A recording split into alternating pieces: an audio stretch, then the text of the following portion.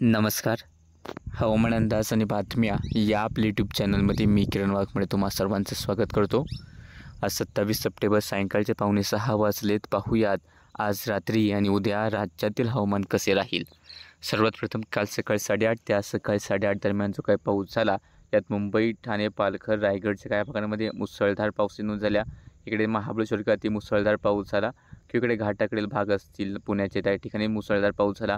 त्यानंतर नाशिक, धुळे, नंदुरबार, जळगावच्या काही ठिकाणी मध्यम तर काही ठिकाणी मुसळधार पावसाच्या नोंदी झालेल्या आहेत.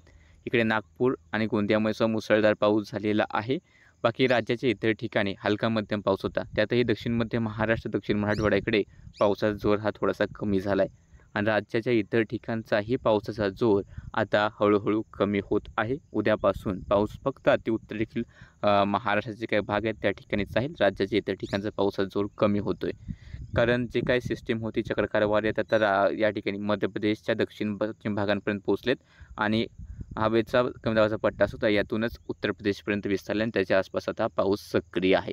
त्यामुळे राज्याच्या बऱ्याच ठिकाणी आज पावसापासून थोडीशी सुटका पाहायला मिळालेली आहे. आणि आत्ता जर पाहिलं मुंबई, ठाणेच्या आणि पालघरचे काही भाग, त्यानंतर जळगाव, छत्रपती संभाजीनगरचे उत्तर भाग, धुळ्यातील काही भाग या ठिकाणी पावसाचे बऱ्यापैकी ढग आहेत. मग नागपूर, अमरावती, यवतमाळ, नांदेड, जालन्याच्या आसपास थोड्याफार भागांसाठी पाऊस येणारे ढग सध्या दिसत आहेत आणि हे ढग अशाच प्रकारे उत्तर पूर्वेकडे सरकतील. त्यामुळे आज रात्री ठाणे, पालघरच्या बऱ्यापैकी भागांमध्ये पाऊस होईल. मध्यम ते जोरदार पाऊस राहतील. मुंबईच्या आसपास मध्यम पाऊस होण्याची शक्यता राहील.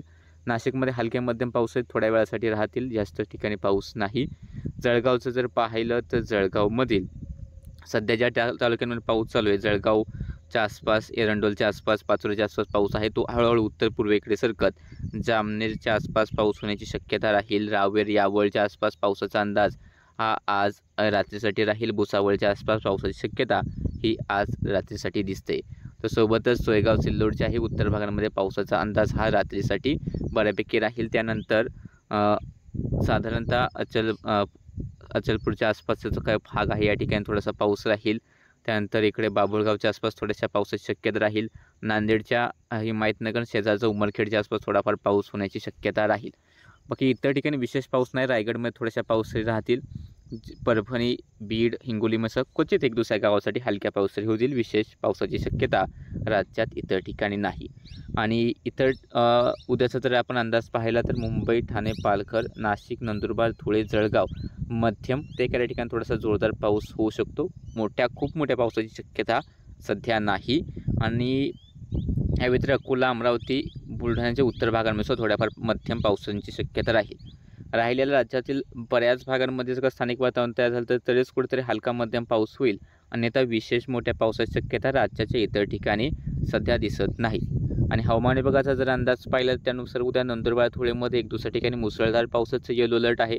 जळगाव, बुलढाणा, अकोला, वाशिम, अमरावती, वर्धा, नागपूर या जिल्ह्यांमध्ये मेघगर्जनेसह एक दुसऱ्या ठिकाणी पावसाचा येलो अलर्ट. नाशिक, छत्रपती संभाजीनगर, जालन्यामध्ये हलका मध्यम पाऊस किंवा गडगाट होण्याची शक्यता. आणि राहिलेल्या राज्यातील जे काही जिल्हे आहेत या जिल्ह्यांमध्ये क्वचितच हलका किंवा हलका मध्यम पाऊस होण्याची शक्यता आहे.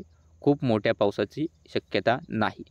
बाकी सध्याच्या अंदाजामध्ये इतकंच. दररोज हवामानाचे अंदाज पाहण्यासाठी चॅनलला सबस्क्राईब करा, व्हिडिओ लाईक आणि शेअर करायला विसरू नका.